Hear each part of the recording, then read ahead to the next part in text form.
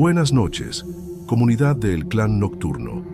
Me llamo Rodrigo, tengo 38 años y soy mecánico en Zapopan, Jalisco. Crecí en esta ciudad vibrante, donde las modernas construcciones urbanas se mezclan con áreas de campo. Desde joven, siempre me consideré escéptico respecto a fenómenos sobrenaturales. Para mí, todo en el mundo tenía una explicación lógica. Esta visión comenzó a ser desafiada recientemente, con eventos que ocurrieron en mi taller. Mi rutina era tranquila. Pasaba los días en el taller que mi padre me dejó. Con el penetrante olor a aceite y el sonido constante de las herramientas, ese era mi refugio. Sin embargo, algo cambió cuando un coche negro, antiguo y cubierto de polvo, apareció inexplicablemente estacionado frente a mi taller. Al principio no le di mucha importancia, pero algo en ese coche me incomodaba. Parecía estar siempre presente, como una sombra perturbadora en mi día a día. Cada día, al mirar ese coche por la ventana polvorienta del taller, sentía un creciente desconcierto. Siempre que pasaba cerca de él, una sensación helada recorría mi espalda. Mi corazón se aceleraba sin motivo aparente y comencé a notar que evitaba pasar por allí. La noche cayó en el taller y mientras cerraba el lugar, escuché un susurro proveniente del coche. Me detuve, intentando escuchar mejor, y un escalofrío me invadió cuando el sonido cesó abruptamente. La inquietud continuó manifestándose en mis sueños, donde el coche y su sombra eran protagonistas de mis pesadillas. Mi atención, que debería estar en el trabajo, estaba cada vez más enfocada en ese coche enigmático y en la sensación constante de estar siendo observado. Hablé sobre el coche con Javier, mi asistente, buscando alguna explicación racional. A pesar de su sonrisa despreocupada, me di cuenta de que también se sentía incómodo con la presencia de ese coche. Mencionó rumores de un vehículo embrujado que aparecía en talleres de la ciudad, pero intenté apartar esos pensamientos.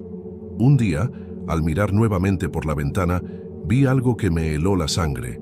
Una sombra, que parecía estar en el interior del coche, se movió como presionando contra el cristal para escapar. Era como si una mano se formara en la condensación del vidrio antes de desaparecer. Mi corazón se aceleró al darme cuenta de que aquello no era una ilusión. Una presencia parecía habitar ese coche, algo muy lejos de mi comprensión. Los días continuaron y ese coche se convirtió en una constante perturbadora en mi cotidiano. Mi concentración se dispersó y el trabajo comenzó a acumularse. No ayudaba que, poco después, algunas herramientas desaparecieran sin dejar rastro. Revisé el taller de arriba abajo varias veces, sin éxito. Nada más que ese coche parecía ofrecer una explicación. Decidido a entender lo que estaba pasando, instalé cámaras de seguridad, seguro de que capturarían alguna evidencia. Sin embargo, al revisar las grabaciones, el coche estaba siempre allí, pero las imágenes se volvían inexplicablemente distorsionadas. Era frustrante, como si una fuerza desconocida saboteara todos los intentos de comprensión. La sensación de impotencia me llevó a buscar a Miguel, un amigo de la policía, y relatar lo que estaba ocurriendo. Me miró con escepticismo, pero prometió pasar por el taller por la noche para comprobar. Saber que alguien más estaría presente trajo cierto confort temporal. No obstante, a medida que la noche se acercaba, el temor regresó. Creer ciegamente en algo que desafía la lógica era una lucha interna constante. Aquella noche, dormí inquieto, mi mente revolviéndose con preguntas sin respuestas. En lugar de encontrar alivio al despertar, me sentía aún más envuelto en una maraña de misterio y ansiedad, sin saber cómo desentrañar lo que sucedía. Javier me reveló que, en las raras ocasiones en que estaba solo en el taller, también presenció la inquietante sombra en el coche. Sugirió que tal vez fuera una simple coincidencia, pero ambos sabíamos que no era verdad. El miedo reflejado en sus ojos reflejaba el mío. Las historias contadas por antiguos habitantes sobre un coche maldito comenzaron a cobrar más peso en nuestros pensamientos. Estas narrativas hablaban en susurros, pero no traían alivio, solo reforzaban la inquietud presente. Hablaban de una maldición asociada al vehículo, un pasado oscuro y lleno de secretos que ahora parecía envolvernos. Las dudas y el temor crecieron, y sabía que ya no podía ignorar los acontecimientos, pero la verdadera cuestión era cómo enfrentar algo que desafía todo lo que siempre creí ser posible.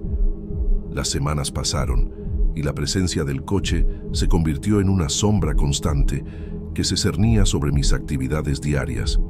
Cada vez era más difícil ignorar la creciente incomodidad y la sensación de ser observado se intensificaba día a día.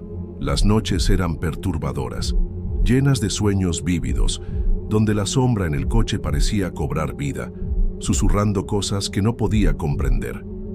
La tensión comenzó a afectar mi salud. Mis amigos y familiares notaron mi cansancio constante y la pérdida de peso. Intentaba disimular, pero la verdad es que estaba obsesionado en entender qué estaba pasando. Necesitaba saber si esas historias de maldición tenían algo de verdad. Decidido a resolver el misterio, volví a investigar las historias locales. Visité la biblioteca de la ciudad y busqué registros antiguos que mencionaran el coche u otros fenómenos inexplicables en Zapopan.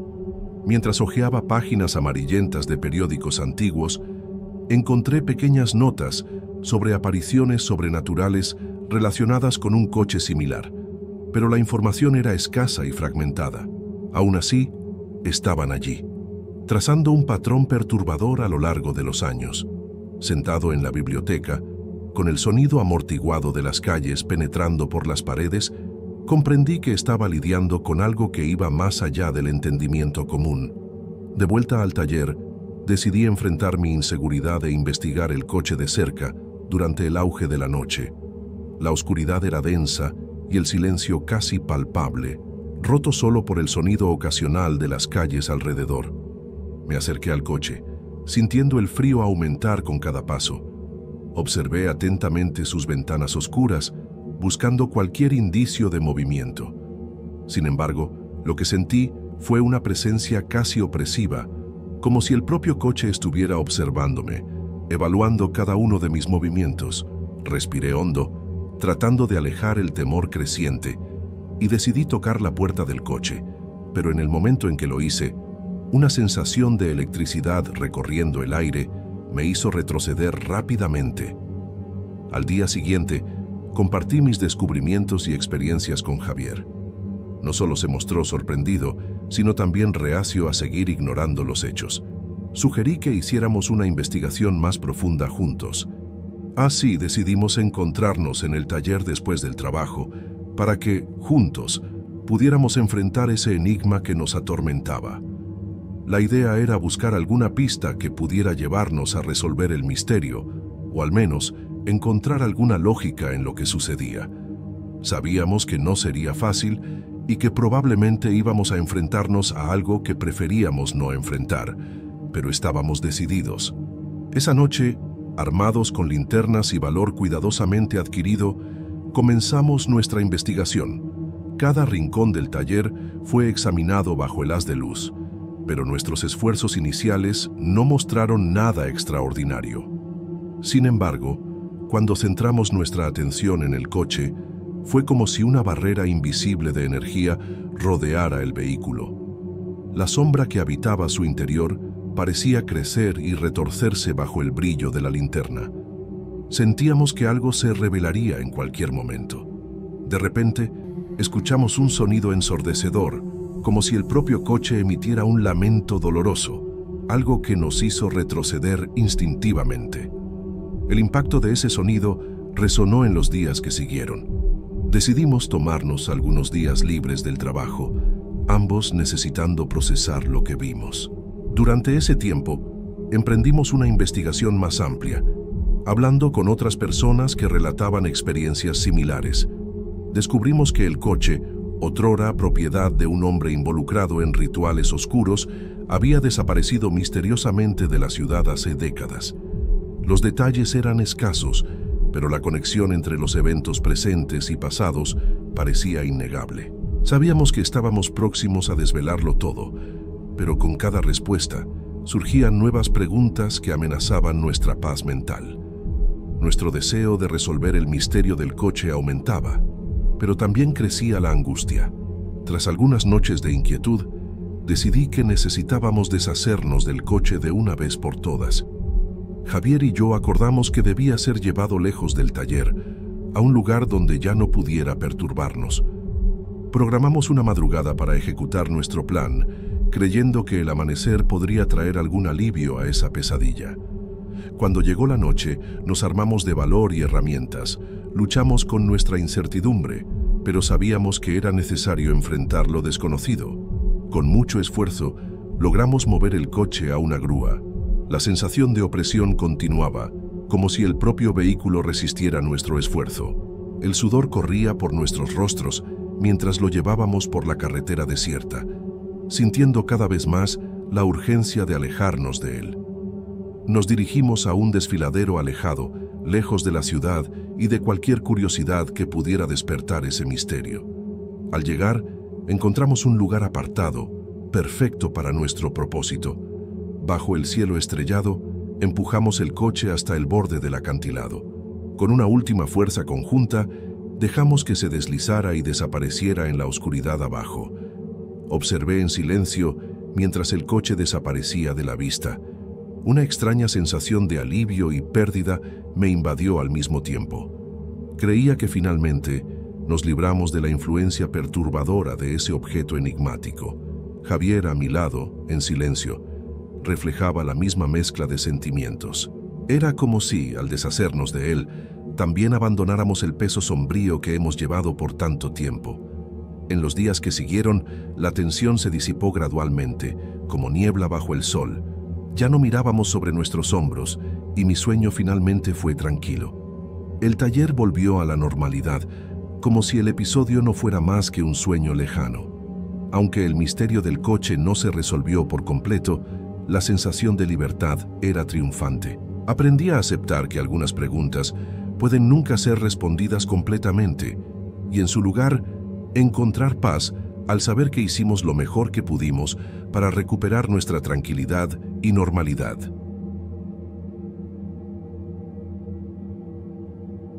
Me llamo Carlos, tengo 45 años y soy el propietario de un rancho en Zapopan, Jalisco. Heredé esta tierra de mis abuelos y siempre la consideré un santuario de paz y prosperidad. Durante años, trabajé arduamente para cultivar el suelo fértil, cosechando frutos que sostenían a mi familia y me conectaban con mis raíces. Nunca fui de creer en historias sobrenaturales, pero eventos recientes comenzaron a desafiar todo lo que consideraba posible. Todo comenzó cuando la tierra, de manera inquietante, parecía moverse sola. Al principio, supuse que eran animales cavando por la noche, pero pronto quedó claro que era algo mucho más siniestro. Algunas noches, el silencio del rancho era quebrado por gritos que parecían emerger directamente del suelo. Sonidos escalofriantes que hacían que la sangre se helara, despertando un miedo primitivo que desconocía. La primera vez que los oí quedé paralizado, incierto si estaba soñando o viviendo una pesadilla real. Conforme pasaban los días, la actividad paranormal se intensificaba. Las cosechas que antes florecían comenzaron a marchitarse de manera inexplicable. Los trabajadores del rancho, que antes reían mientras trabajaban, ahora mostraban preocupación, murmurando sobre almas inquietas y maldiciones antiguas. Fue Manuel, un empleado antiguo y de confianza, quien finalmente me contó sobre los rumores. Decían que un pacto siniestro había sido sellado en esta tierra décadas atrás, invocando una maldición que ahora lentamente volvía a la vida. Determinados a resolver el enigma, Manuel y yo decidimos investigar los antiguos registros del rancho. Revisamos el almacén polvoriento, donde los documentos estaban guardados desde hacía décadas. Descubrimos diarios antiguos que narraban historias de pactos oscuros hechos por mis antepasados, buscando prosperidad a cambio de algo indescriptible. Cuanto más descubríamos, más evidente se volvía el peso del pasado y la amenaza de ser consumidos por él crecía. Ese fin de semana, decidimos realizar una vigilia nocturna para confrontar directamente a los espíritus que acosaban el rancho. Equipados con linternas e impulsados por un valor recién descubierto, recorrimos la propiedad bajo la luz fría de la luna. A medida que los gritos emergían del suelo, todo a nuestro alrededor parecía detenerse. El aire estaba denso, cargado de una energía que no entendíamos completamente. Manuel comenzó a recitar antiguas oraciones que había aprendido de su abuela con la esperanza de apaciguar la tierra. Mientras continuábamos, comenzamos a sentir una presencia a nuestro alrededor, una fuerza que parecía intentar comunicarnos algo. El viento susurraba entre los árboles, formando palabras que no podíamos descifrar completamente. Sin embargo, en un momento de claridad, me di cuenta de que la tierra no clamaba por venganza, sino por liberación. Los seres que habitaban esas profundidades deseaban simplemente paz, una oportunidad de descansar finalmente. Decidimos entonces realizar un ritual de liberación en el rancho, reuniendo a miembros de la comunidad que conocían las tradiciones de la región. En la noche del ritual, unimos nuestras voces en cánticos antiguos, mientras encendíamos velas alrededor de la propiedad. La tierra parecía respirar junto con nosotros y gradualmente los gritos fueron disminuyendo hasta cesar completamente. Después de esa noche, la paz fue restaurada en el rancho y las cosechas volvieron a prosperar. Tras el ritual de liberación, la aparente calma que se instaló en el rancho fue breve. La tranquilidad que sentimos se desvaneció cuando, apenas unas noches después, ruidos inquietantes volvieron a emanar del suelo. Esta vez, los sonidos eran más intensos, más desesperados. Parecían lamentos ancestrales, cargados de dolor y agonía. Los trabajadores, que habían recuperado la confianza, ahora dudaban en regresar a sus tareas. Había algo más profundo que no habíamos logrado liberar, y la presencia sombría que se escondía bajo la tierra estaba decidida a no dejarnos olvidar. Sonidos de pasos furtivos comenzaron a escucharse en las sombras de la noche, como si algo o alguien vigilara atentamente cada uno de nuestros movimientos.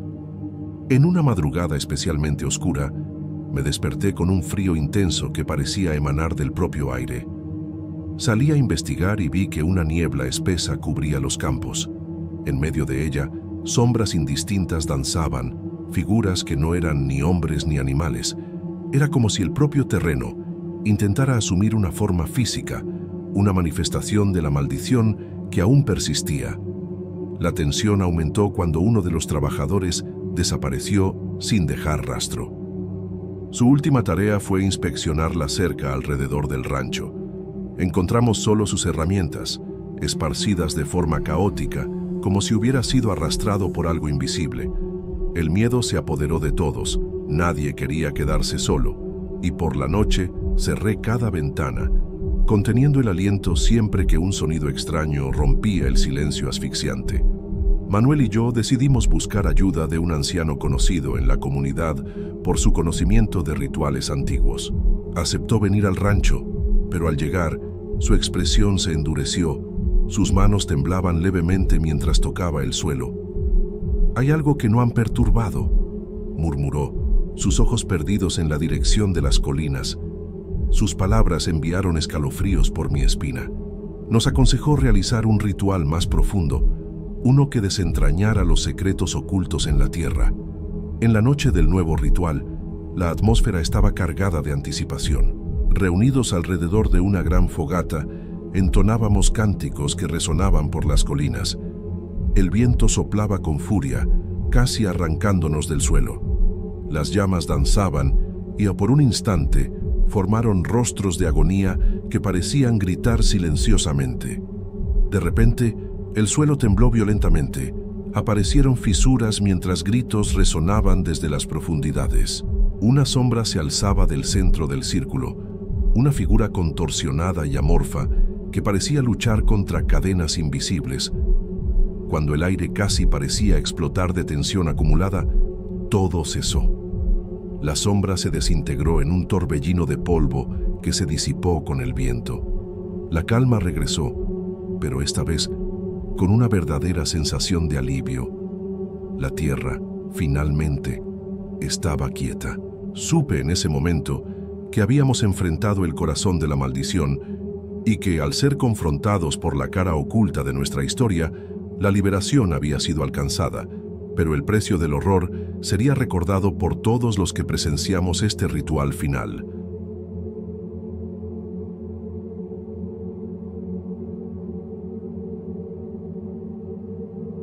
Nunca imaginé que un simple viaje para visitar a mi abuela en Zapopan cambiaría mi vida para siempre. Hacía 5 años que no visitaba aquella pequeña comunidad rural en México, donde el tiempo parece correr más despacio y las tradiciones aún se preservan con celo. Llegué una mañana de jueves. El sol ya castigaba la tierra seca y los campos de maíz que rodeaban la propiedad de mi abuela se balanceaban con la brisa tibia.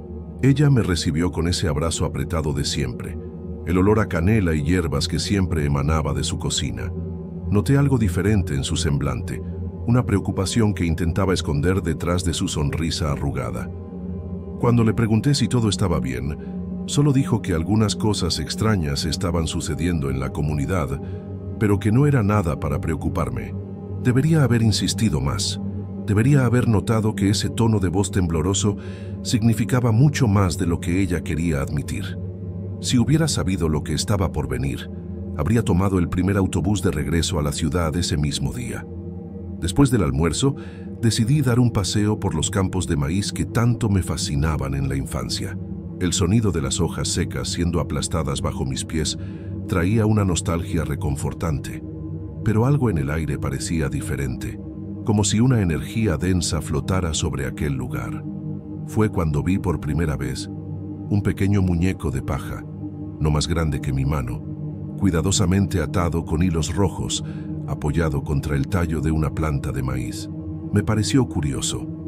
Pensé que tal vez fuera algún espantapájaros en miniatura que los agricultores locales usaban, o quizás algún juego de los niños de la región. Tomé el muñeco, examiné sus detalles rústicos y noté que había un pequeño pedazo de tela cosido en el pecho, con un símbolo que no reconocí.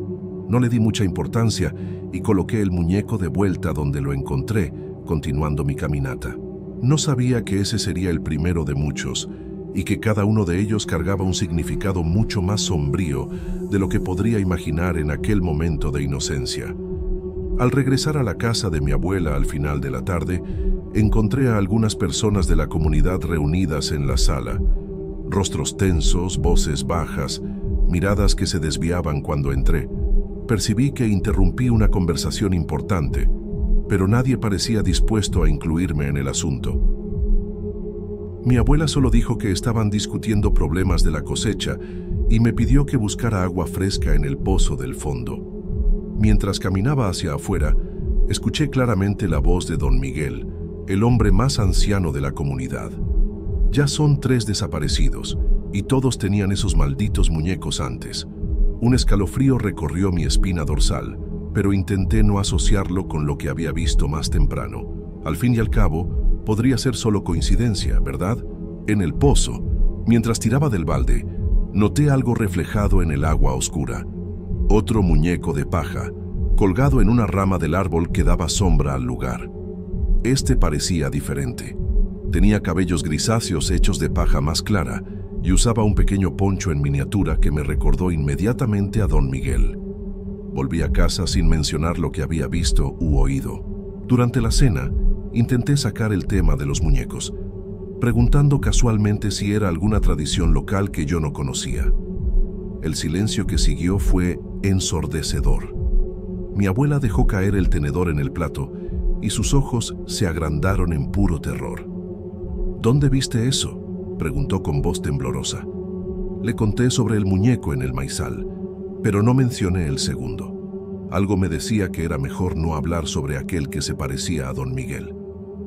Mi abuela se levantó, cerró con llave todas las puertas y ventanas de la casa, encendió algunas velas y comenzó a murmurar oraciones en un dialecto antiguo que nunca había escuchado antes. «No salgas de casa después del anochecer», ordenó, «y si encuentras más de esos muñecos, no los toques, no los muevas, no hagas nada, solo aléjate».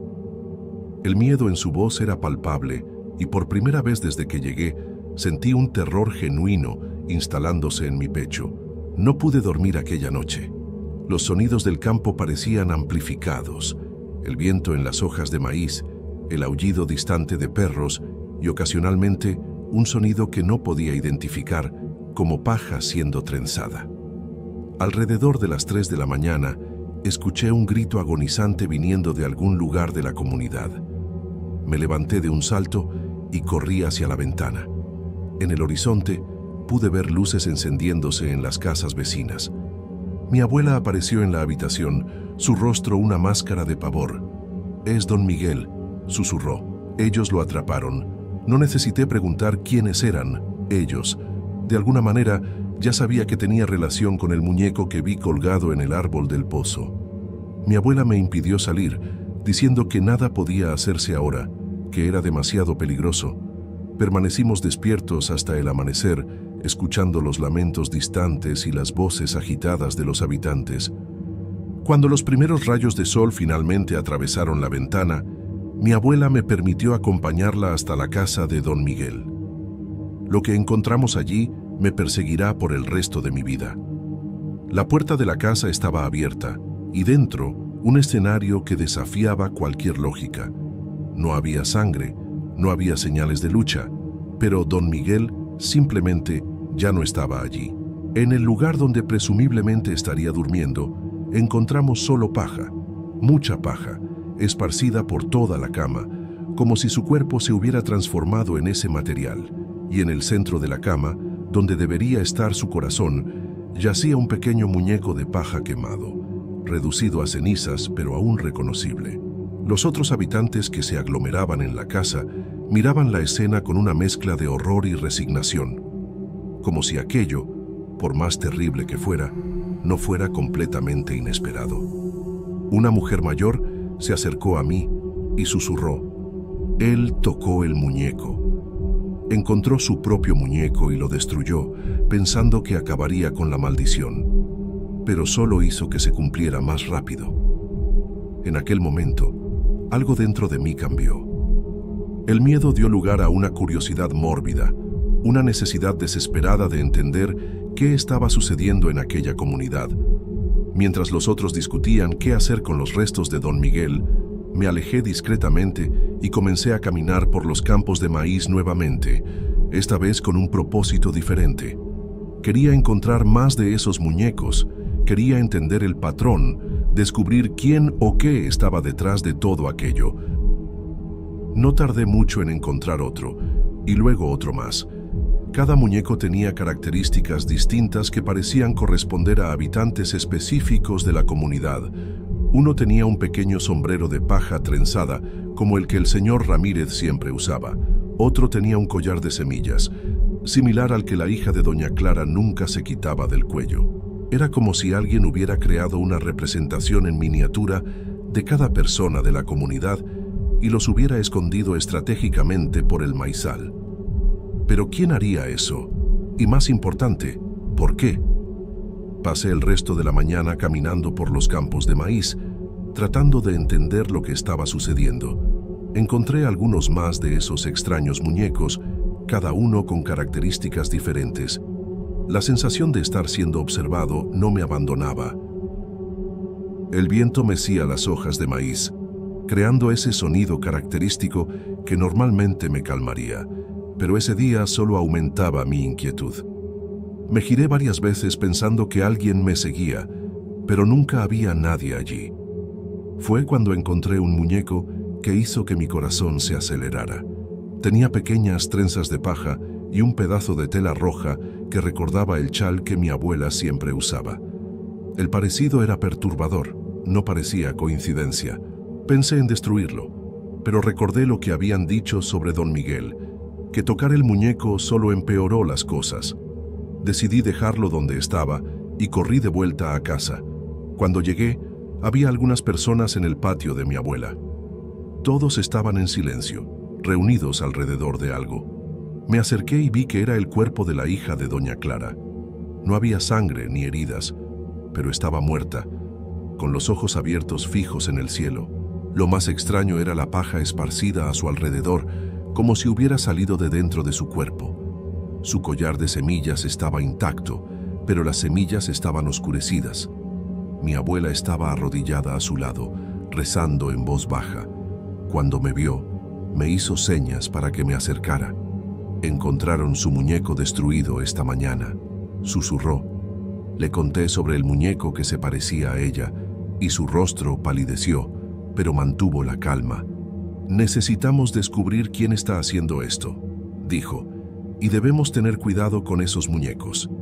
Mi abuela pidió que algunos habitantes buscaran más muñecos, pero sin tocarlos, solo para saber quién podría estar en peligro. Mientras tanto, me llevó dentro de la casa. De un baúl antiguo, sacó un libro viejo, con páginas amarillentas. Este libro era de mi bisabuela, explicó. Tal vez tenga alguna información que pueda ayudarnos. Pasamos algunas horas hojeando esas páginas escritas en español antiguo, mezclado con palabras indígenas que yo no entendía. Mi abuela traducía lo que podía, buscando cualquier cosa relacionada con los muñecos. Encontramos un capítulo que hablaba sobre un ritual antiguo, algo que los nativos llamaban Tonehualistli. Las ilustraciones mostraban muñecos parecidos a los que estábamos encontrando. Según el libro, este ritual tenía relación con la luna nueva y mencionaba que había un objeto central que daba poder a todo el hechizo. No explicaba exactamente qué era ese objeto, solo que estaría enterrado en algún lugar importante para la comunidad. Necesitamos encontrar ese objeto antes de que alguien más salga lastimado, dijo mi abuela. Al final de la tarde, las personas que salieron a buscar volvieron con información sobre algunos muñecos más encontrados. Uno de ellos estaba cerca del viejo montón de piedras, un lugar donde los niños solían jugar, a unos 500 metros de la casa de mi abuela. Decidimos ir hasta allí, yo, mi abuela, el hijo de don Miguel y 2 hombres más de la comunidad. Ya estaba oscureciendo cuando llegamos. El lugar parecía normal, solo un montón de piedras en medio de un pequeño claro, pero había algo extraño en el aire, una sensación de incomodidad que no podía explicar. Con cuidado, comenzamos a retirar las piedras. Debajo de ellas, encontramos un pequeño agujero en el suelo. El hijo de don Miguel apuntó su linterna y vimos un libro enterrado parecido al de mi abuela, pero más pequeño y más nuevo. Junto a él, había una pequeña bolsa de tela atada con el mismo tipo de hilo rojo de los muñecos. Mi abuela hizo la señal de la cruz antes de tomar los objetos. Cuando tocó el libro, un viento fuerte y repentino sopló por el claro, apagando nuestras linternas. Oímos gritos provenientes de la dirección de la comunidad. En la oscuridad, vi sombras moviéndose entre los árboles alrededor. No podía distinguir bien qué eran, pero parecían personas acercándose de forma extraña, casi mecánica. Intenté encender mi linterna nuevamente, pero no funcionó. Sentí la mano de mi abuela agarrando mi brazo con fuerza. «No te muevas», susurró. Todos quedamos paralizados, escuchando los pasos acercándose. El hijo de don Miguel intentó usar su encendedor para crear algo de luz, y en el breve destello vi rostros que reconocí de la comunidad, pero había algo mal en ellos. Sus miradas estaban vacías y se movían de forma extraña, como si no tuvieran control total de sus cuerpos. Entre ellos, reconocí a doña Lucia, al viejo Hernández e incluso al padre de la pequeña iglesia local. «El libro», murmuró mi abuela. «Necesitamos destruir el libro». Sostenía el pequeño volumen que habíamos desenterrado contra su pecho. Las figuras continuaban acercándose y noté que algunas de ellas cargaban herramientas agrícolas, azadas, hoces, machetes. No parecían querer conversar. El hijo de don Miguel se colocó frente a mi abuela mientras ella abría la pequeña bolsa de tela que encontramos junto al libro. Dentro había pequeños huesos, semillas oscuras y un diente humano amarillento. Ella arrojó todo al suelo y comenzó a recitar palabras en una lengua que yo no conocía. La gente seguía avanzando. Uno de los hombres que vino con nosotros intentó dialogar. «Señora Lucía, somos nosotros, ¿qué está pasando?» Pero no hubo respuesta, solo esa mirada vacía y los pasos determinados. Estábamos rodeados. Mi abuela continuaba su canto, ahora más fuerte, mientras hojeaba rápidamente el libro a la débil luz del encendedor. De repente, Se detuvo en una página y la arrancó con fuerza. Tomó el encendedor de las manos del hijo de don Miguel y prendió fuego al papel. Fue entonces cuando todo se volvió confuso. Un grito agudo cortó el aire, pero no venía de ninguno de nosotros, ni de las personas que nos rodeaban. Era como si viniera de la propia tierra. El viento aumentó, girando a nuestro alrededor como un pequeño tornado, levantando polvo y hojas secas. Las personas que nos rodeaban se detuvieron de repente, como marionetas cuyas cuerdas fueron cortadas. Algunas cayeron al suelo, otras simplemente quedaron paradas, parpadeando confundidas. Mi abuela continuó quemando página por página del libro, y con cada hoja que se convertía en cenizas, el viento parecía cambiar de dirección, como si estuviera luchando contra algo invisible. Cuando la última página se convirtió en cenizas, hubo un momento de silencio absoluto. Ni el viento, ni los grillos, ni nuestra propia respiración parecía hacer sonido alguno. Entonces, como una ola, un suspiro colectivo recorrió a todas las personas alrededor. Nos miraron, se miraron a sí mismas, confundidas. ¿Qué estamos haciendo aquí?, preguntó doña Lucia, pareciendo genuinamente perdida. Los demás tenían expresiones similares, como si acabaran de despertar de un sueño profundo y no recordaran cómo llegaron allí. Volvimos todos juntos a la comunidad, un grupo silencioso y confuso. Las personas que nos habían rodeado no recordaban nada. El último recuerdo que tenían era de estar en sus casas, haciendo sus actividades normales, y luego, de repente, estaban en el claro con nosotros. En la comunidad descubrimos que nadie más había desaparecido o resultado herido. Los muñecos de paja, todos desaparecieron. Buscamos en los mismos lugares donde los habíamos encontrado más temprano, pero no había señal de ellos. Me quedé en Zapopan por 2 semanas más, pero nada extraño volvió a suceder. La vida volvió a la normalidad, o lo más cercano a ello que podría. Las personas hablaban menos sobre el incidente cada día, como si quisieran olvidar. Tal vez fuera mejor así. Cuando regresé a la ciudad, llevé conmigo preguntas que nunca fueron respondidas. A veces, me despierto en medio de la noche pensando haber oído el sonido de paja siendo trenzada, o siento un olor a tierra húmeda que me recuerda a aquel claro. Han pasado 3 años desde entonces. Mi abuela aún vive en la misma casa y la comunidad sigue con su vida. Nadie más ha desaparecido, ningún muñeco de paja ha sido encontrado. Pero siempre que visito, noto cómo las personas evitan hablar sobre aquellos días, cómo desvían la mirada cuando pasan cerca del montón de piedras, ahora reconstruido. Y siempre me pregunto, ¿fue realmente el final? ¿El hechizo fue completamente roto? ¿O solo se adormeció esperando que alguien, algún día, encuentre otro libro enterrado y recomience todo de nuevo? Nunca supe quién hizo aquellos muñecos o por qué. Nunca entendí completamente lo que sucedió aquella noche en el claro. Algunas cosas, tal vez, no son para que las entendamos. Solo sé que desde entonces, siempre que veo un espantapájaros o un muñeco de paja, aunque sea solo una decoración inofensiva, no puedo evitar un escalofrío que recorre mi columna. Y siempre verifico 2 veces si las puertas están cerradas antes de dormir.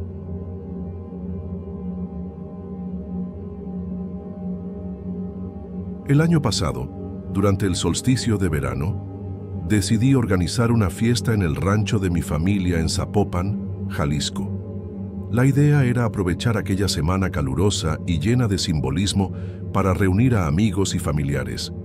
Todo iba bien, con música, risas y mucha comida esparcida por las mesas. El cielo estaba despejado, aumentando aún más la sensación de celebración. Alrededor del mediodía, una sensación extraña comenzó a instalarse en el aire. Algo era diferente, pero no podía poner el dedo exactamente en qué era. Noté que el viento había cambiado y no era el tipo de brisa que se espera en un día soleado.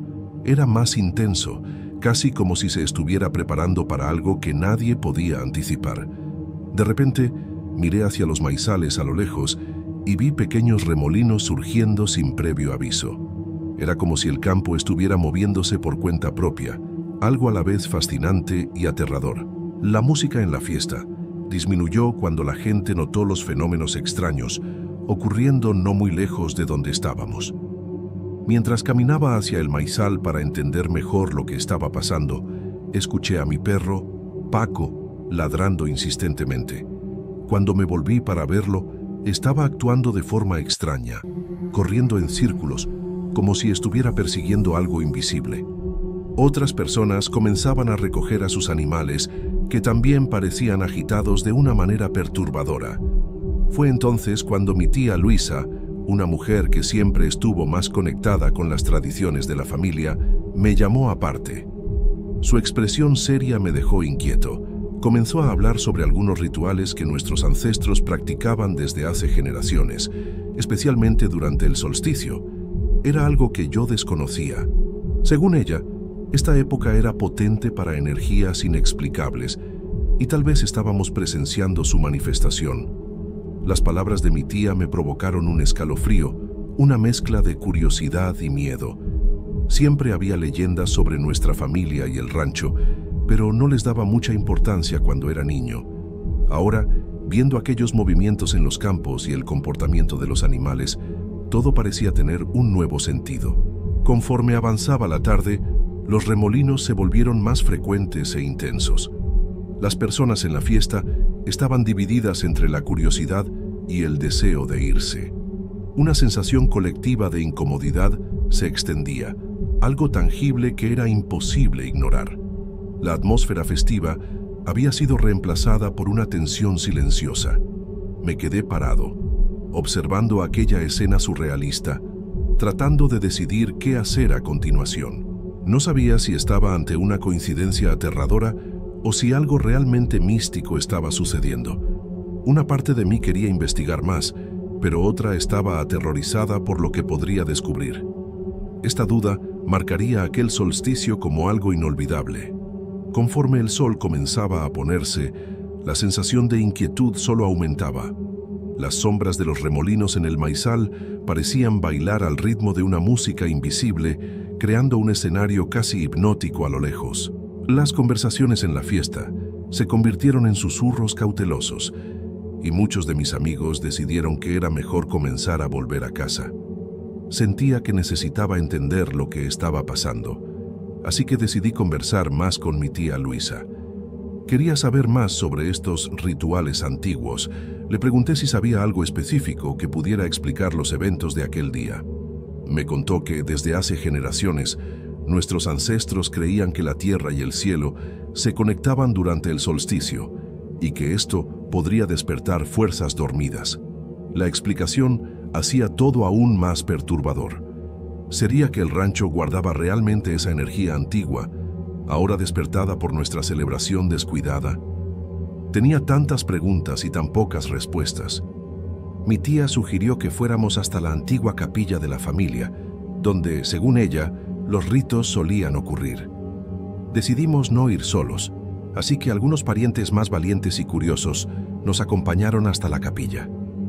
El camino estaba oscuro y silencioso, excepto por el sonido ocasional del viento. Al llegar, la capilla parecía aún más imponente bajo la luz tenue del atardecer.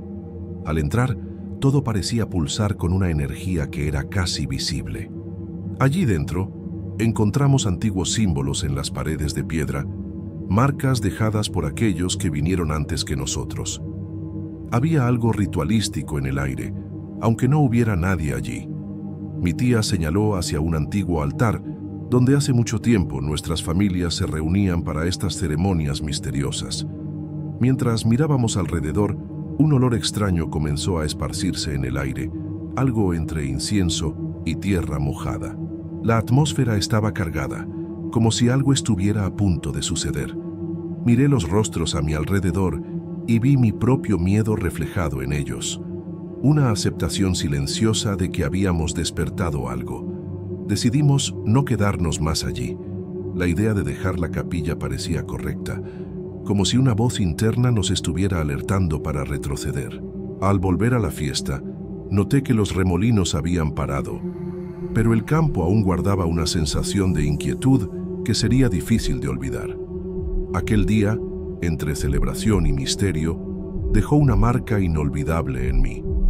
Al regresar de la capilla, todo parecía haber cambiado. La fiesta estaba terminando, y las pocas personas que quedaban aún parecían medio perdidas, tratando de entender lo que había pasado. El crepúsculo cubría el rancho con un manto de sombras, y el silencio era casi ensordecedor, pero de alguna forma reconfortante. Era como si la propia naturaleza estuviera tratando de calmarnos después de lo que presenciamos. En los días que siguieron, no pude dejar de pensar en los eventos de aquel solsticio. Conversaba con mi tía frecuentemente, tratando de aprender más sobre estos antiguos rituales de nuestra familia. Ella explicó que muchas veces las energías que invocamos pueden permanecer latentes por generaciones, manifestándose solo cuando algo especial o significativo ocurre. Esta experiencia me dejó con una nueva visión sobre el rancho y nuestras tradiciones. Lo que antes parecían ser solo historias antiguas, ahora tenía una nueva capa de realidad. Comencé a respetar más las historias pasadas, entendiendo que las leyendas y los mitos tienen raíces profundas en la verdad y en la experiencia colectiva. Conforme pasó el tiempo, los recuerdos de aquel solsticio se solidificaron como parte de la historia que contamos sobre nuestra familia. El rancho continuó siendo un lugar de encuentros, pero siempre tratamos el solsticio con un cuidado especial. Aprendimos a honrar esta época con respeto, reconociendo la conexión entre nuestro pasado y lo inexplicable.